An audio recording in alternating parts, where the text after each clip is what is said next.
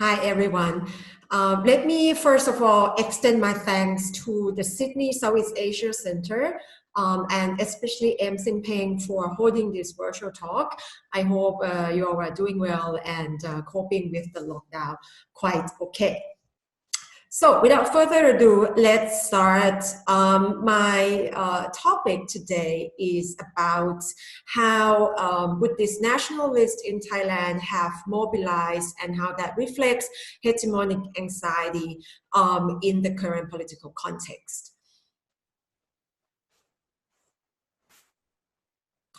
Between 2012 and 2017, dozens of protests against the construction of Islamic mosques occurred across the north, the northeast, and the upper south of Thailand. At a glance, this phenomenon displays rising Islamophobia in the country. But in my presentation, I will show that this reflects rather the politicization of anxiety regarding eroding hegemonic status of Buddhism in Thailand. In explaining how this process unfolds, I focus on narratives and Buddhist and activist cycles of what I would call as Buddhist nationalist movements. The talk is organized in three parts. The first part is an overview of the relationship between the Thai state and how recent political developments reshape this. The second part details ongoing mobilization by Buddhist nationalist movements and their narratives. The last part discusses how these narratives underpin offline and online activism of the groups.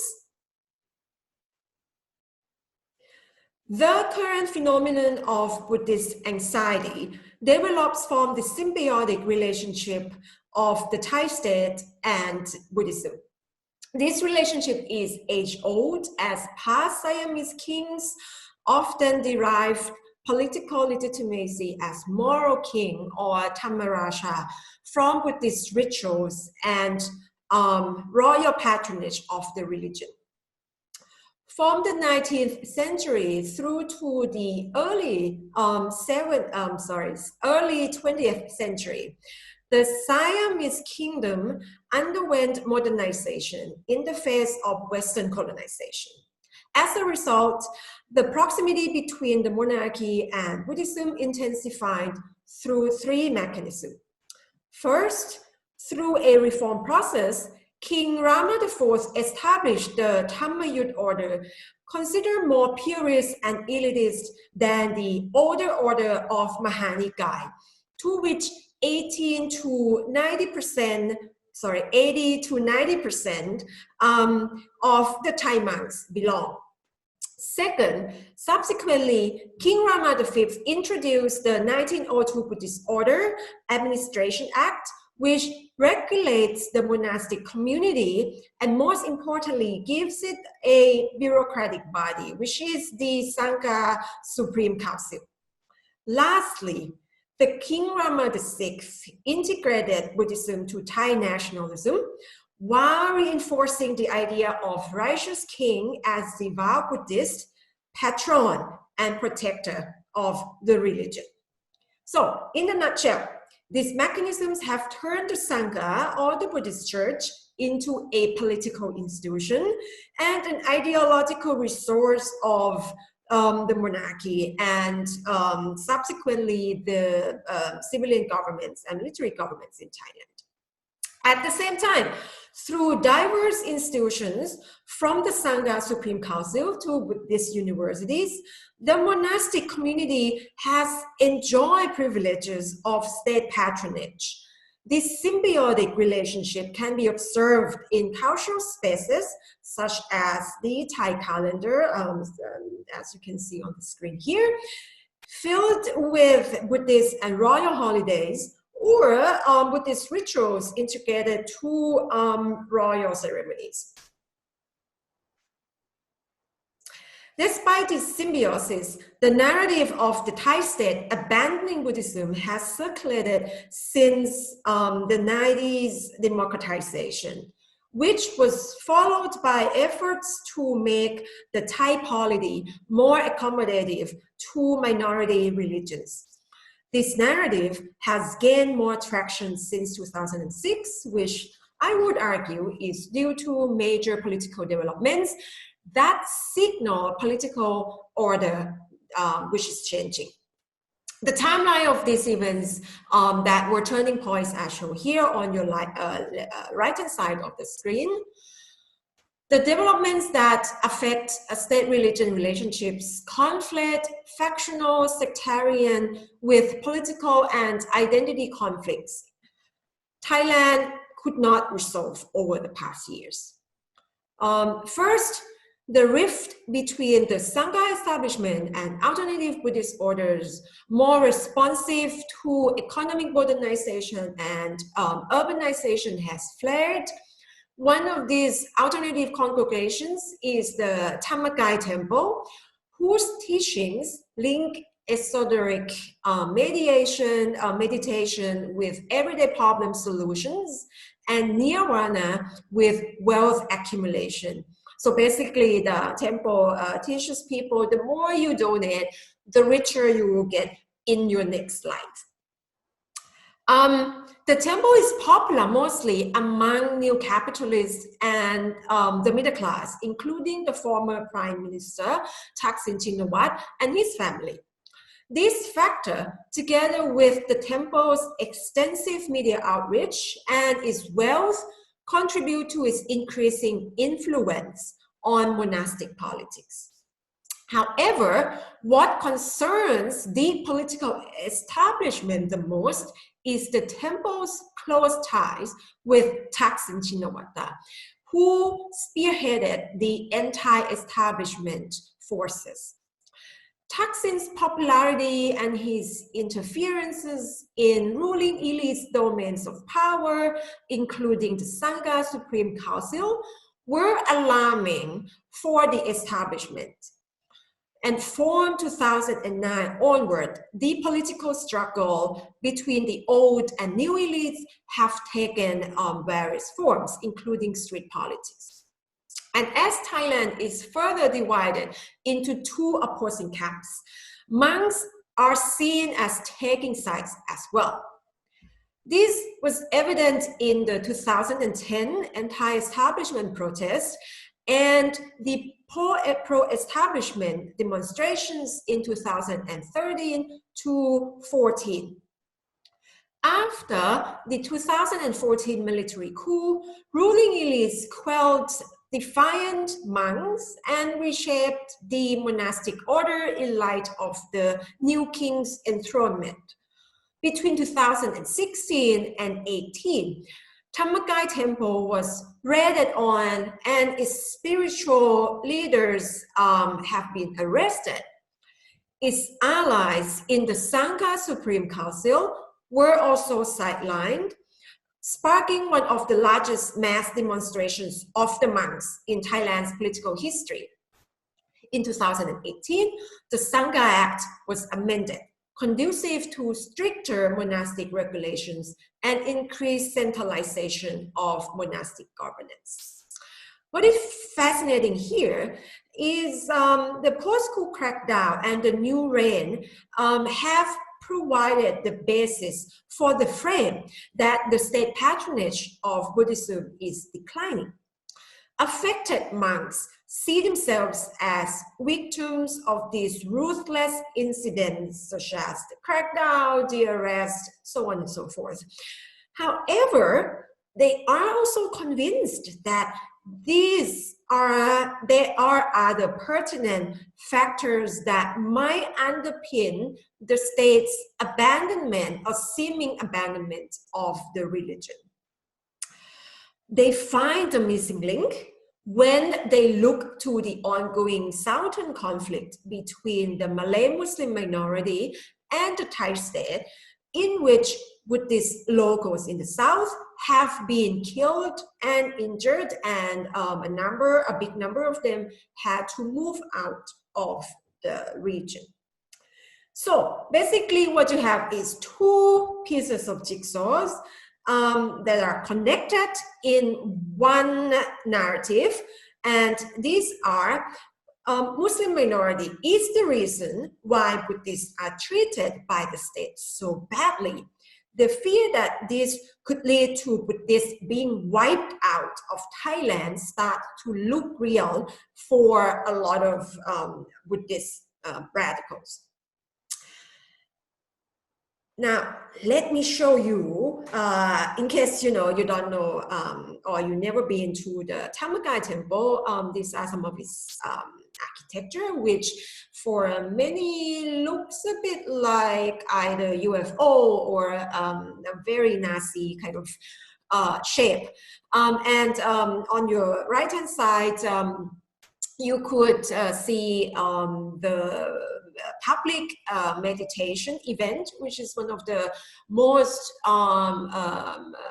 popular, if you like, event of the temple, and a lot of people participate in it.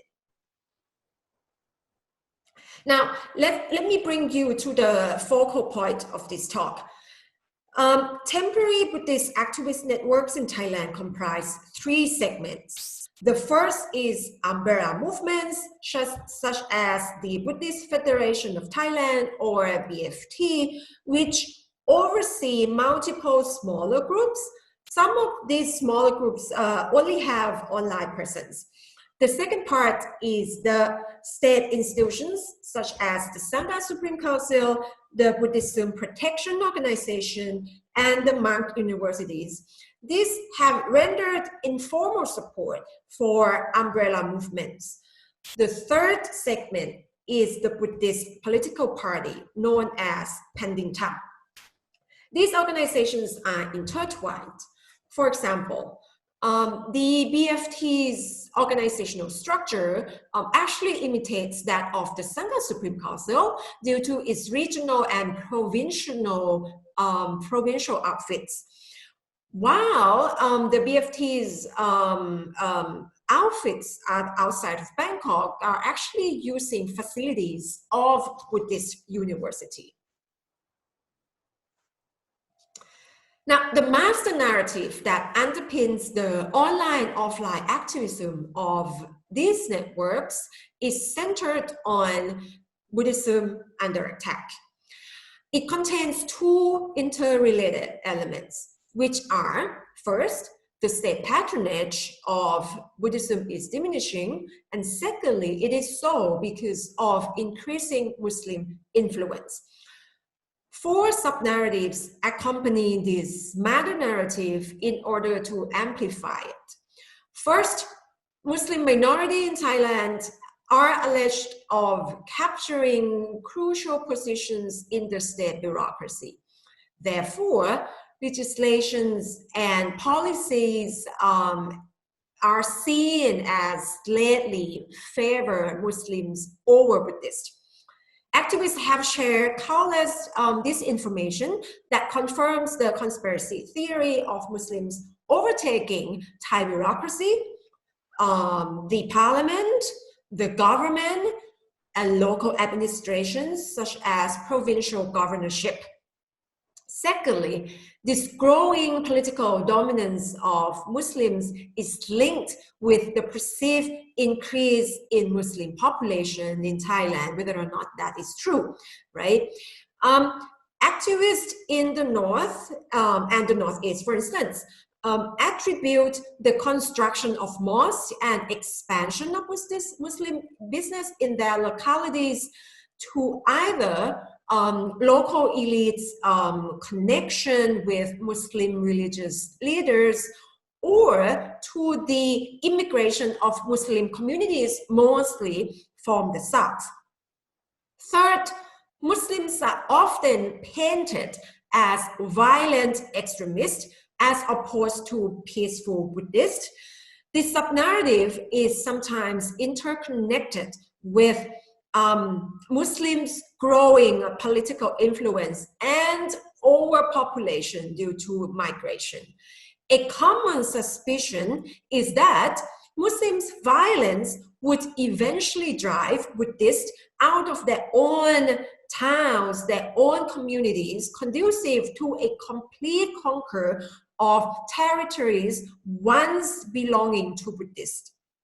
Finally, the Islamic way of life is seen as an existential threat to Buddhist traditions. Movements often point to cultural threats Muslims pose to Buddhist communities through Islamic dietary requirements, education, and other aspects of everyday Islamic regulations.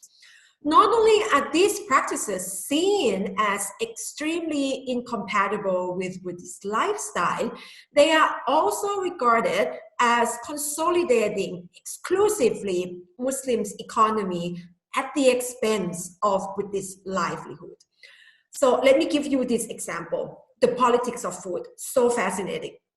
As Buddhists understand that Muslims don't eat pork, among other things, they are concerned that their pig farms or restaurant business would be affected if Muslim population is rising and eventually overwhelming their community.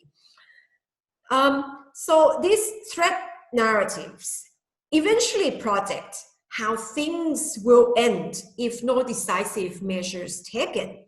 I define this conclusion as the doomsday narrative, which asserts that Thailand would likely be Islamized if Buddhists do not defend their homeland at all costs. Activists often refer to historical anecdotes of India's Nalanda and Indonesia's Borobudur, sorry for my pronunciation a bit off, as the evidence of how Buddhism could go down if Buddhists remain submissive. Buddhist nationalist groups generally rely on online campaigning and take to the street when the opportunity arises. Main repertoires of offline activism include petition, publishing of statements, rallies, and public assemblies. Sometimes they file a lawsuit against those accused of violating Buddhist beliefs, so on and so forth. In Bangkok, protests were a reaction to the Great Purge that I explained before between 2016 and 18. So in contrast, when protests occur in the north, the northeast, and the south, the upper south, the target was usually the so-called Muslim encroachment, thereby the narrative of Muslim intimidation being the key frame. The chart here lists protest events in relation to narratives, the two narratives, the protest sites, and repertoires of these groups.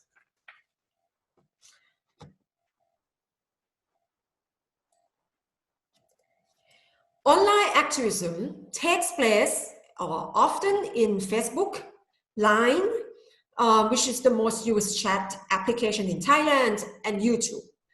Movements utilize these social media platforms to spread the narratives of Buddhism under threat, share news and information in line with these stories, recruit supporters and foot soldiers, and publicize offline protest events. Because we have limited time here, let me highlight the role of Facebook, which is the most popular social media outlet in Thailand. Movement's usage of Facebook appears in two forms. First, Facebook community pages allow the establishment of a self-made and affordable online news outlet in which members can post and repost news contents focusing on various topics of Muslim threats. These Facebook pages, in addition, serve as a site for a vigilante community in which individuals warn each other about the danger of issues such as mosque construction and the passage of pro-Islam or pro-Muslim legislation.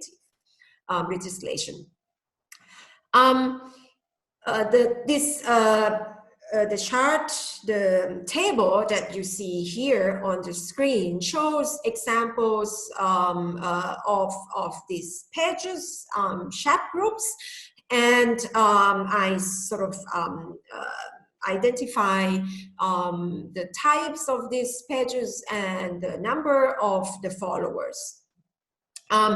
If the text juxtapose different pieces of twisted information or disinformation together so as to validate narratives of Buddhism under attack, images that are shared widely on Facebook pages also follow this logic.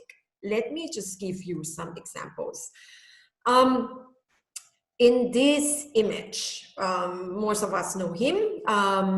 He's General Prayut Chan-o-cha, which led the coup and then got re-elected as the prime minister. So in the picture, he's criticized for wearing a Muslim cap. The caption here reads, Prime Minister of the Buddhist country. It basically reinforces the rumor that he has converted to Islam or his wife is Muslim. I'm not kidding you. This kind of crazy rumor circulates around the social media. Sometimes you come across rumor about the army chief becoming a Muslim, or a lot of leading political figures are now Muslim. This picture is very interesting, and it basically reflects the narrative of Muslims controlling the bureaucracy in Thailand that I explained earlier. It is unclear when this picture of a police commander greeting Islamic leaders was taken, but somehow a Facebook page run by Buddhist activists takes it out of context. So the caption you see here reads, Thailand today, our police chief. So he's supposed to be a police chief, which I'm not so sure, because he's basically wearing a military uniform. So what's important here is that the caption doesn't say much, but the picture highlights the subjugation of Thai Buddhist authorities under Islamic spiritual leaders. So to conclude my talk, my 2 cents here is that the mobilization and activism of Buddhist nationalist movements are more complex than the claim of Islamophobia. Activist networks seem to have actual grievances induced by the monastic divide and political marginalization of voices within the Buddhist church. Although some leading activists weaponize Buddhist nationalism to achieve mass support of their campaigns, others seem to genuinely believe in the narratives of Buddhism under attack due to diminishing state patronage. This narrative explains rather, or reflects rather, the problematic relationships between the state and the religion, in which the former appropriates the latter to its political ends. Perhaps it is high time we rethink this relationship. Thank you for your attention.